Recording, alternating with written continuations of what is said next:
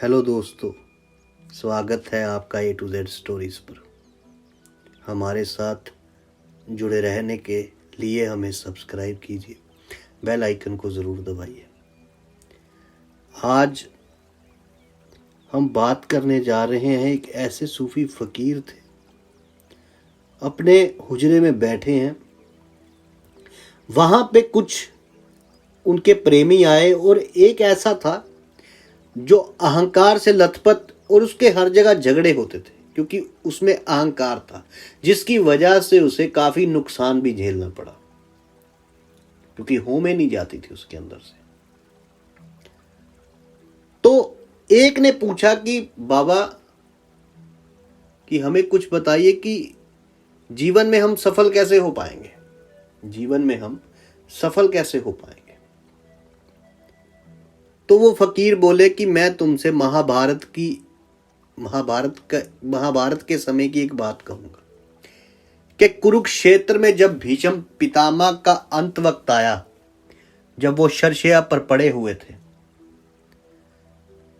कौरव और पांडव समूह के अनेक लोग उनके चारों ओर खड़े थे, और जो भीष्म पितामह थे वे धीमे से स्वर में उन्होंने कहा कि अब मृत्यु का वर्ण करना चाहता हूं, मतलब मृत्यु चाहता हूं अब मैं, कि उनके पास कुछ ही समय शेष है। ये सुनकर धर्मराज युधिष्ठिर उनके पास बैठते हुए बोले कि पितामह, आपके मार्गदर्शन से हमें बहुत कुछ सीखने को मिला है। आज जब आपका अंतिम समय है तो आपसे निवेदन करना चाहता हूं कि आप हमें ऐसी कोई उपयोगी शिक्षा दें जो आगे जाकर हमारे काम आए।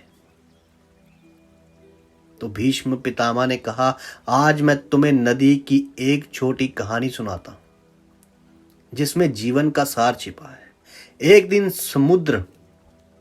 समुद्र ने नदी से प्रश्न किया, नदी से पूछा कि तुम बड़े बड़े पेड़ों को अपने प्रवाह में बहा ले आती हो,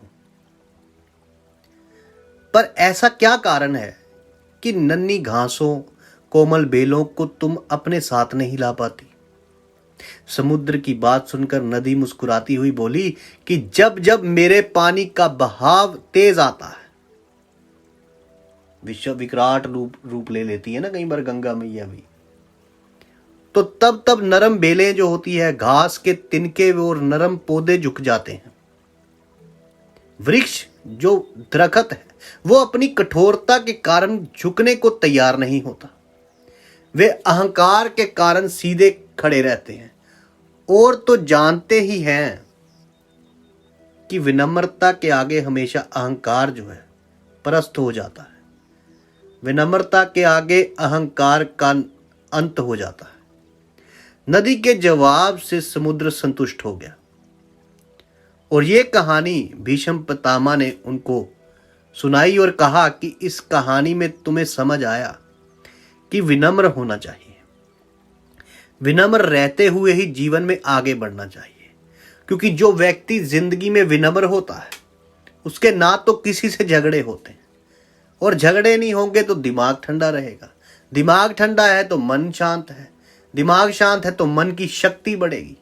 अगर मन की शक्ति बनी तो तुम कुछ भी पा सकते। तो जीवन की सफलता का यही रहस्य है कि विनम्रता से चलिए, विनम्रता से चलते चलते आगे बढ़ते जाइए। और बाकी तो है ही कि कुछ तो लोग कहेंगे, लोगों का काम है कहना। तो जिंदगी में आगे बढ़ने के लिए विनम्र रहना होगा। नानक नीवा जो चाले, लगे न ताती वाओ। तो ये कहानी फकीर ने अपने मुरीदों को बताई, और जो दूसरा था, जो व्यक्ति अहंकार से भरा हुआ था, वो झुक गया फकीरों के आगे। और जैसे ही फकीर के कदमों पे गिरा तो बोला कि महाराज मुझे क्षमा कीजिए, क्योंकि उसने पहले तो उनको सलाम किया ही नहीं था, उनको प्रणाम किया ही नहीं था। तो जैसे ये बात सुनी तो अहंकार परस्त हो गया, अहंकार अस्त व्यस्त हो गया, तो फकीर के कदमों में गिरा। क्योंकि फकीर जो है ना वो अहंकार तोड़ने में माहिर होते हैं। यदि आपको हमारी ये कहानियाँ अच्छी लगती हैं तो आप हमें सब्सक्राइब कीजिए, शेयर कीजिए, लाइक कीजिए, आप सबके भीतर बसे उस परमात्मा को मेरा प्रणाम है। आप सबका धन्यवाद। जय साईं जी की।